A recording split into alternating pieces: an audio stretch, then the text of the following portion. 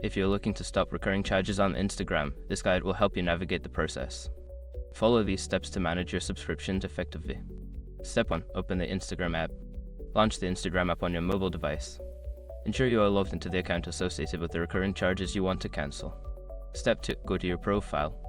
Tap on your profile icon located at the bottom right corner of the screen. This will take you to your profile page where you can access your account settings. Step 3. Access settings. In your profile, tap the 3 horizontal lines in the top right corner to open the menu.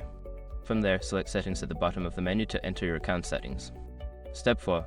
Manage payments. Within the settings menu, look for the Payments or Subscriptions option. This section will display any active subscriptions or recurring charges linked to your account. Step 5. Cancel the subscription. Find the subscription you wish to cancel and select it. Follow the prompts to confirm the cancellation. Make sure to check for any confirmation message to ensure the subscription has been successfully stopped. By following these steps, you can effectively stop any unwanted recurring charges on Instagram. If you have further questions, consider reaching out to Instagram support for assistance.